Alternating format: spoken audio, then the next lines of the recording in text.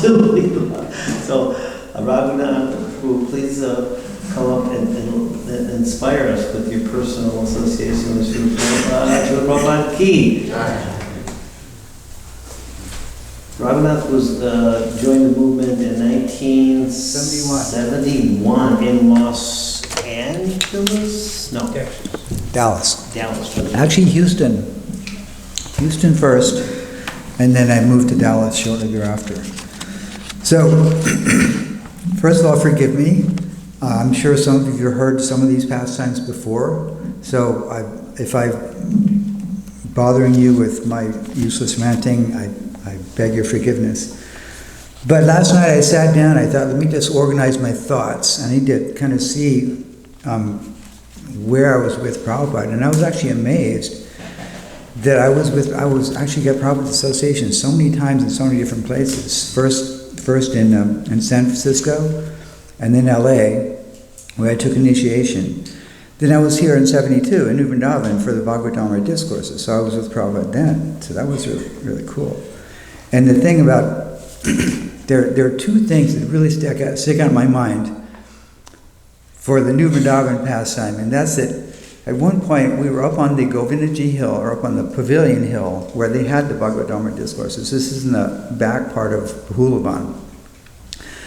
And it had been raining, and it was just mud everywhere. And it's like, we were from the city. We didn't like, mud is like not something we think about in the city. But we heard this car come flying. It was like full throttle, flying up the hill. It was a little, I think it was a yellow VW Buck, flying up the hill, mud flying everywhere. And I thought, my God, who in the world is driving this crazy car? Just flying up the hill, got as far as he could, about 2/3 of the way up the hill, and got stuck, and he was spinning and couldn't go anymore. It just stopped. I thought, man, it's like whoever's driving this car should be taken to task.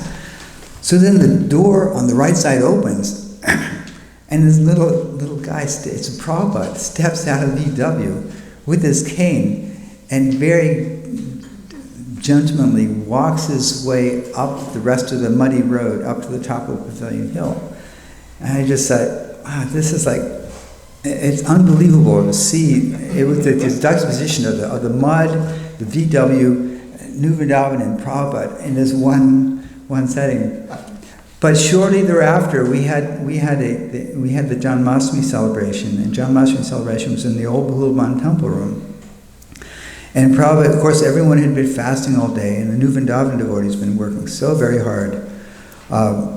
And it was late, it was well past dark, I think it was close to midnight. And Prabhupada had us reading Krishna book. So you had this room, it was the temple room, when it was small. Before it had been extended, it was fairly small, with marble floors, and not much ventilation, full of people who were all really, really tired, and it was really, really late. And so Prabhupada had us reading Krishna book. So he started from the beginning, and then every time we would get to the end of a chapter, you'd hear the, Jai, Haribo! So Prabhupada said, okay, next chapter.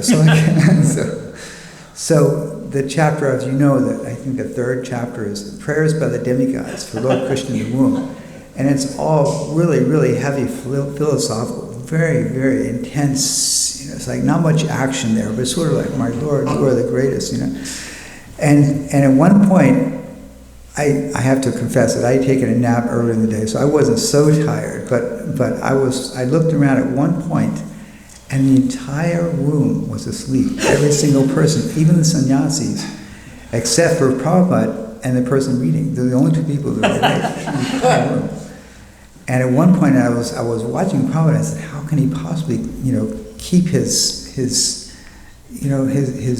wakefulness? He never fell asleep. He seemed like he was so self-controlled.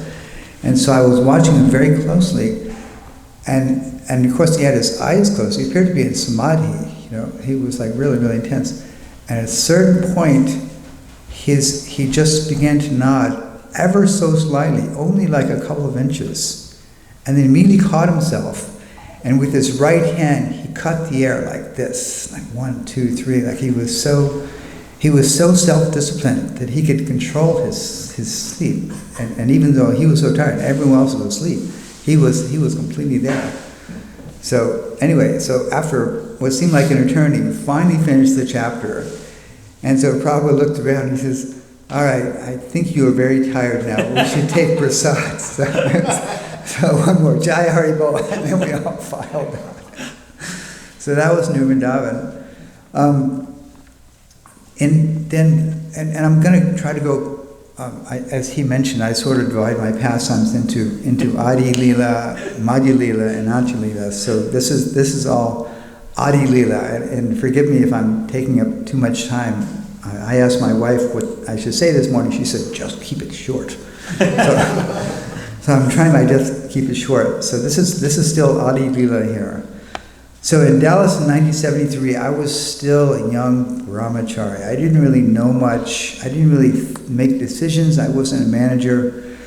But we had this great, ginormous tree in the courtyard. The Dallas Temple at that time was an old Christian church. There had buildings on four sides. In the middle, we had a pretty good-sized, squarish courtyard. And in the courtyard, next to the Prasadam Hall building, there was like the Prasadam Hall and then a walkway and this humongous tree. It was probably in excess of 3 feet, probably 4 feet in diameter at the base. It was really, really big, with this humongous crown. Unfortunately, it had rot up the middle, so you could see it had some termite damage up the middle. So one night we had this just unbelievable windstorm. It was just like a hurricane was blowing. And we woke up in the morning and the tree had fallen, but not all the way. It was fallen to it was leaning up against the corner of the building. And so we were really freaked out. I said, oh my God, it's such a huge tree, what should we do with it? And none of us had any experience dealing with trees, so I was appointed, since I was sort of the maintenance guy, I was appointed to find out what to do with the tree. So I called 3 different tree experts who all came out and said pretty much the same thing. You can guy it up, which means put a big cable to hold it up so it doesn't fall over and hurt the building anymore, or you can cut it down. But the fact is, because it has the rot up the middle, you will cut it down eventually anyway. And they make more money cutting the tree down, so they wanted to cut it down. So they were all advising you cut it down. So I very innocently went back to my temple commander, temple president, and told them, said, hey, this is what they all said. So they said, well, we think we should cut it down then. That's what they're all saying, you should cut it down.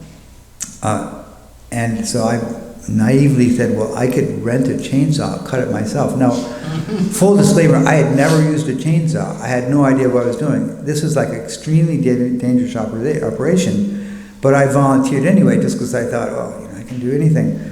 So I went out to a local rental. So they said, yes, so if you can do that, that's the best, that's the cheapest option. So I went out and rented this chainsaw and spent 2 weeks with this other devotee, Rishabdev, with pulleys and ropes, climbing up on the roof and cutting. And when we were done cutting just the crown, the entire courtyard was full of branches. It was such a humongous tree, and it took us another week just to carry the branches out of the courtyard and haul them away. But because the trunk was so huge, it was so massive, my chainsaw wouldn't actually cut. Even cutting from both sides, my little 16-inch chainsaw would not cut that trunk down. So we kind of had on our long list of things where we will eventually get a longer chainsaw and cut the trunk down. But meanwhile, Prabhupada decided to visit Dallas. So Prabhupada, arrived, and there was a kirtan and passing out of cookies, and it was like, and Prabhupada, all following Prabhupada. But to get to his quarters, he had to walk through the courtyard, and in doing so, he had to walk under this tree. And we're kind of hoping, he wouldn't notice, but there was this tree and whatever. So Prabhupada was walking along, followed by all the sannyasis and his servant and all the temple devotees and the GBC and the gurus, everyone was there. So Prabhupada stopped at this tree, and he looked up, and he looked down, and he took his cane, and he poked at the base of the tree. And he stood there for a long time looking at the tree, and then he looked at us, and he said, who has cut this tree? And I'm thinking, surely someone's going to speak up. I'm not going to think. No one would say a thing. No one would say silence. So he said again, who has cut this tree? So I said, well, if no one else is going to say anything, at least I have to say something. So I kind of stepped forward out of the crowd, folded my hands, and said, Srila Prabhupada, we thought there was some danger to the building.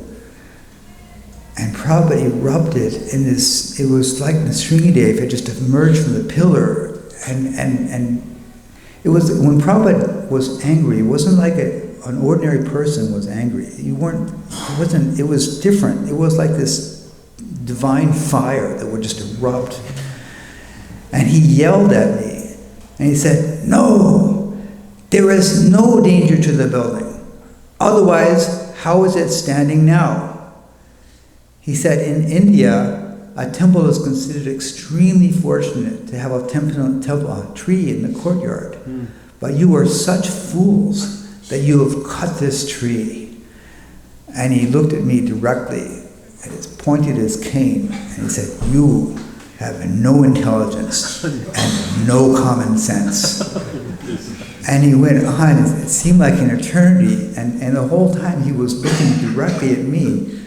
And the problem was that I should have been terrified, I should have been humble, I should have been remorseful, all these things, but I wasn't. I was in total ecstasy. I was smiling and I couldn't control it. I couldn't, and my temple commander later chastised me, you were such a nonsense. You were smiling the whole time. But it was a fact. I was so ecstatic to be chastised because I'd heard that the chastisement of the spiritual masters is the same as his blessing. So I was getting this sauce directly. And it seemed like it went on forever, and he must have said it 2 or 3 times, you have no intelligence and no common sense. So after that was finally over, then of course we had another fiasco. We just received these deities by special shipment from India, Radha Kalachandji, and the devotees didn't like the way they were painted. Turns out that Prabhupada had personally directed to have them painted in it was a certain style of the eyes and whatever it was. But they didn't like it, and they wanted to change it. We had an installation like the next day or the next 2 days, and so they said, can you find some paint remover? It was Sunday, everything was closed. I said, well, I know this one place way across town that's open on Sunday. Great, can you go get some paint remover? So I drove all the way over to town, came right back. I stayed up all night removing all the paint and painting it fresh. And when Prabhupada came to find out about it, what have you done? He said, I had these deities painted just for you in this style, and now you've taken all the paint up. First of all, you're not even supposed to use paint thinner or paint remover on deities. You're never, it's like, no. But we did, and we painted it, and so Prabhupada was really cross. So that was another, fiasco. Still, and for me, there was a hint of a blessing there, in that I had spent several months trying to attempt pretty much on my own, renovating this old portion of the old building and creating his quarters, his new quarters. So I had a bedroom, a study, and a bathroom. Everything was actually it was a lot of work. Anyone who's ever done some old house renovations knows what I'm talking about. So I spent a lot of work, a lot of time, a lot of paint, a lot of sanding, a lot of urethane, furniture, everything. It was just my heart's offering to him. And so when Prabhupada walked into his quarters, he stopped and he said, oh, Shyamasundar, this is very nice. And so I just said, I've got some mercy now. I was like, And then a few days later, he said, I would like a lock on my front door. I would need some way I could lock my front door, but we hadn't thought of that. We just thought no one locks a door around here. So I went out and got a doorknob with a deadbolt and put it on the. I was putting it on the door, and had to do a little bit of sawing and banging and stuff like that. So sometimes you feel like someone's watching you. I had this feeling someone's watching me. So I turned around, just looked on the floor, and I saw Prabhupada's feet were just like 2 feet away from me, and he was standing over me, watching me. And I was like, oh my God, he wants to go outside. He wants to go out of the door. And so I brushed all the sawdust and chips away because I had a bunch of sawdust there. He didn't want to go out. He was just watching me. He was just sitting there watching me put the door. And he said, oh, you were making lock? And I said, yes, Srila Prabhupada, is it satisfactory? And so he turned it back and forth. He said, yes, this is very nice. So I took the keys and I gave them to him. And when I did, he held his hand out like this, and I put the keys in his hand. At that point, I touched his hand and I felt this velvety soft palm. It was so incredibly, it's hard to describe, but it was a feeling beyond this world. My fingers touching his palm, I just felt completely overwhelmed with joy and ecstasy.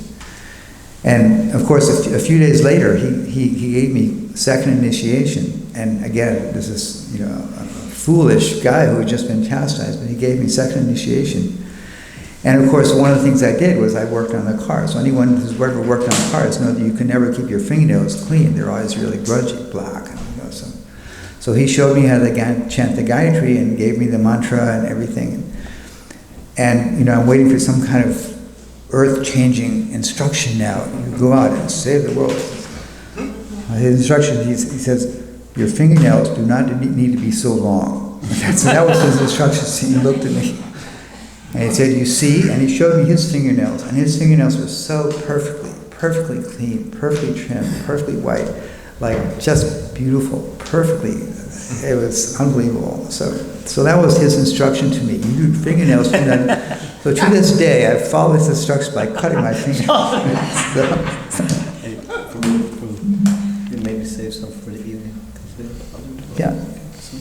You just want to do one level? So that was all Adi Lila, okay? So I'll tell you one more pastime, and I can repeat this if you want. So this is, now we're progressing into Madhya Lila. This is in Mayapur, 1974.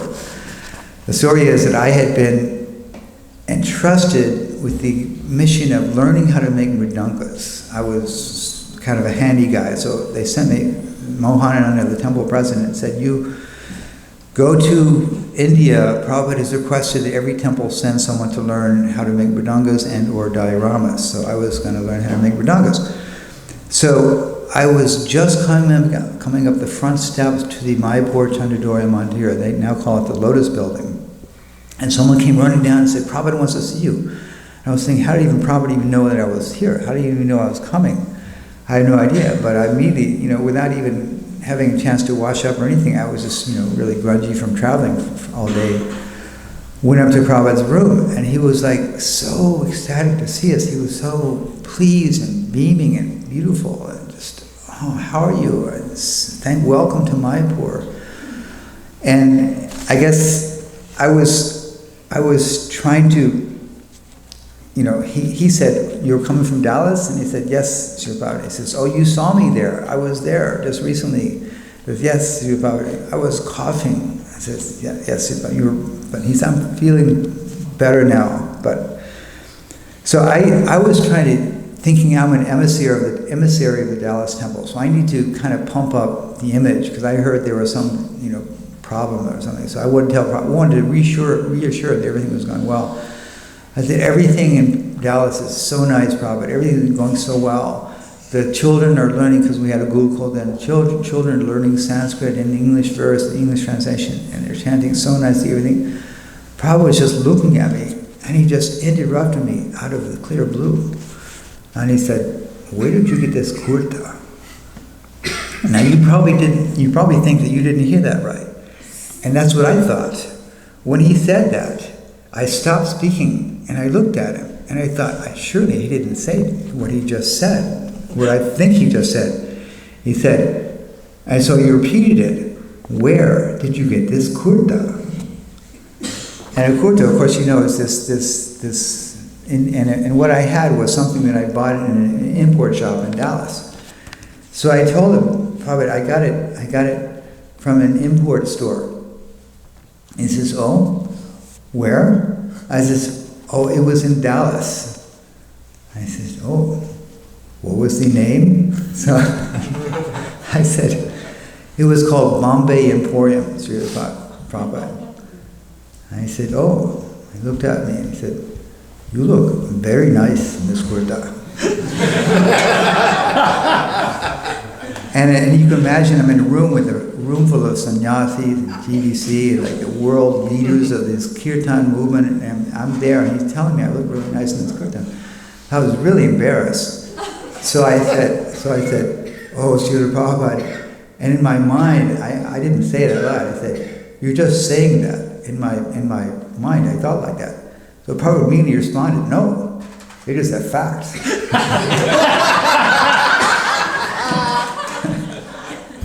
He said, you look very nice in this kurta. He emphasized the point. And he turned to Bhavananda, who was kind of the manager, one of the two managers of the Mayapur temple at that time. He says, Bhavananda, we can make like this?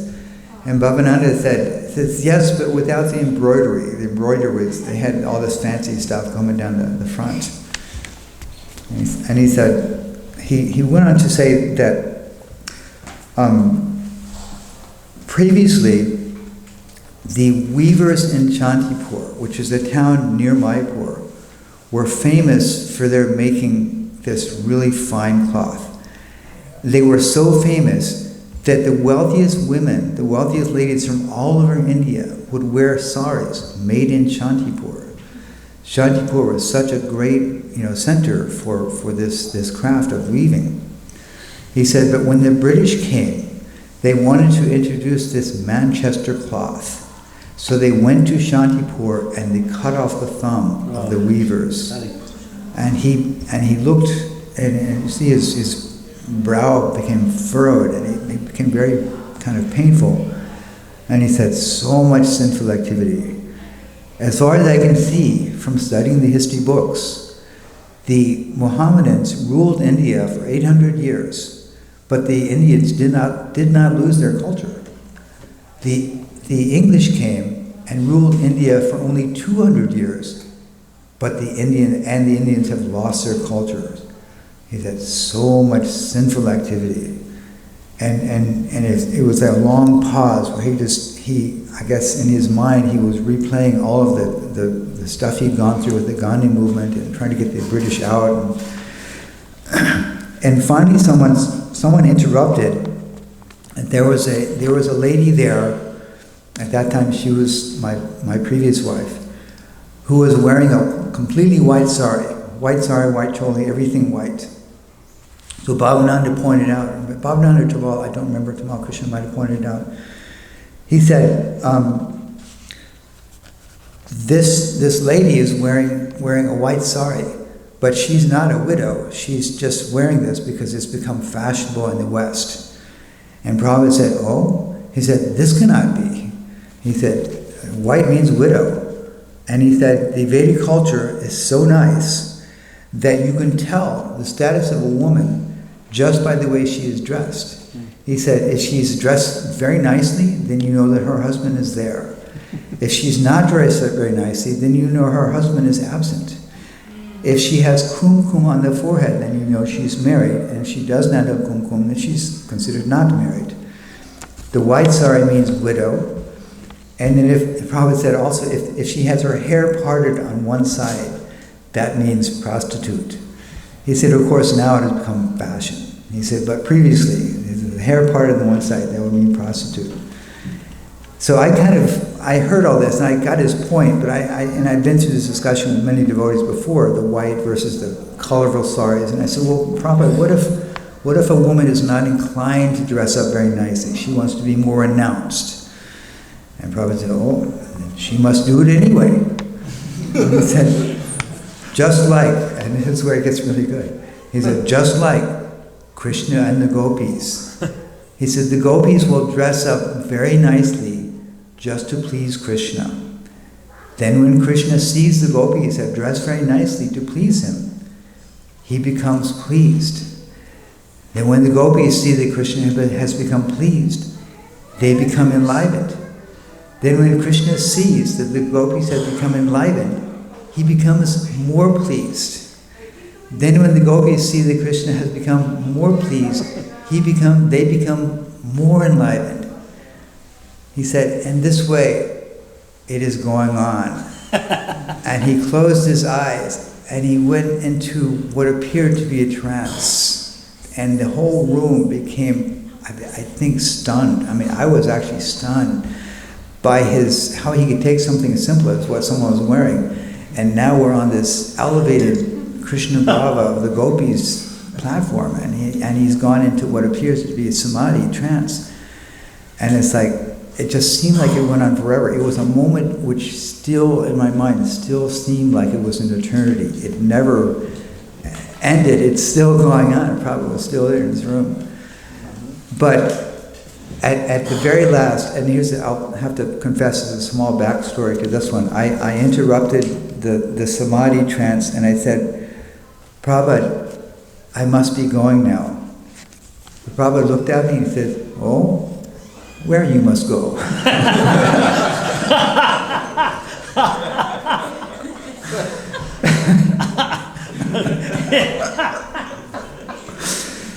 So the fact is, and this is kind of heart-wrenching to tell this, but the fact is, as I was coming through New York, the biker gang had just attacked New Vrindaban, and the deities had been broken. So I was entrusted to ask Srila Prabhupada, Kirtanananda wants to know what they should do now with the deities. They have broken deities, the bikers have been attacked. I was entrusted to tell Prabhupada this. And I actually didn't want to be the bearer of bad news. So I asked Bhavananda if he would tell. I told him the whole story. I said, can you please tell Srila Prabhupada? He says, yes, I will tell him as soon as you're done. He said, so don't take very long because I need to talk to him. So they were all sitting there waiting for me to finish and leave so they could tell Prabhupada and ask him about this tragedy in New Vrindavan. So they were all looking at me very intensely. Okay, wrap it up. So I didn't want to tell him the truth of the story, but what I told him was, I really need to chant a few more rounds. And he says, oh, that is very nice. So you chant very nicely, and Krishna will always give you protection. So anyway, I'll tell one last pastime. This is the last Mayapur pastime, and then there was one time in a few days later when Prabhupada had invited all the local Gaudiya Math, because in Mayapur there are a lot of Gaudiya Math temples, all his godbrothers and their disciples. And he spent a long time in his room, talking, and they were chanting, and they were talking mainly in Bengali, so we didn't really understand what they were saying. But finally he brought them out and lined them up on the veranda of the Lotus building, on the outer part of the temple, of the temple building. And he sat them all down, gave them all leaf plates, and he had the sannyasis and the bigwigs, basically the top, his servants and their guys, were all serving them prasadam, which is like highly unusual to see Prabhupada personally directing the serve out. So serve him, you serve him then. So I was way, way, way at the other end of the building, just watching this going on, kind of in astonishment, and sort of wishing, because they didn't have the Sunday feast, and it kind of missed it, and I said, wow, it'd be really nice to have some of their prasadam. Prabhupada had his back to me, and at a certain point, he turned around and motioned to me to come here. And I thought, oh, he's either going to chastise me or he's going to ask me to help serve. I mean, obviously, you think he's going to need someone to serve the puris or something like that. So I walked over and said, yes, Srila Prabhupada, how can I serve you? And he said, sit down. And I thought, surely he didn't say that, but he definitely was pointing. He said, sit down, right there at the end of the line. So I had no choice. I sat down. I said, give him a plate. So he gave me a plate. Now give him some halwa. Give him sweet rice. Give him sabji, puri. Give him everything, just like he was serving his godbrothers and their disciples. And I was like, again, he's doing this again. I was so embarrassed that I was being served by him and by his sannyasi disciples. But what could I do? He was ordering me. I just had, and I was in total ecstasy, eating this prasad. I thought, oh my God. And then, and finally I finished the whole thing and said, okay, I need to get out of here. I'm so embarrassed. Being served. Prabhupada came over to me and said, would you like more puri? And I actually really did. I was like really enjoying the prasad, but still in my mind, I thought I would, but still I said, no problem, that's okay, I'm done. Well, he knew my mind, so he gave him more puris. So that was another example where he just knew my mind. So finally I finished the puri and washed up and left. And this simultaneous total anxiety and knowing that someone's going to chastise me later, but total ecstasy that probably got served by the own hands of my spiritual master. So anyway, I don't want to take much of your time, but that was my Madhya Lila. And of course the Anti Lila is toward the time when I went back to Vrindaban, and Vrindaban he was very thick at the time. And so he wasn't doing much activity. But every evening, every morning, he would come down for greeting the deities. And then after that, he would sit in this rocking chair that they'd kind of converted into a palanquin. And he would sit and he would look at all of his devotees, all of the disciples. And he had tears in his eyes. And I could never understand whether he was crying because he was in such great pain, or whether he was actually in ecstasy, whether he was actually experiencing the final stages of bhava, because he was right. But it's one of those mysteries I can never understand, but being in his presence, under this beautiful tamal tree, in Ramanriti, in Vrindavan, the place of Krishna's pastimes, was just so special that it's like one of those things that never leaves you, that you always remember that look that he had in his eyes, the chirping of the birds and the monkeys and the daytime activities, the morning time activities in Vrindavan, and Prabhupada sitting there looking at all of this with tears in his eyes. It was just, anyway, so that's all I'm going to say for now. Srila Prabhupada ki jai. At this time, I'd like to ask Malati, please come and speak something. Yeah, how about someone else? Maybe Kamalavati, would you like to speak? No, just come up and for 1 minute, just give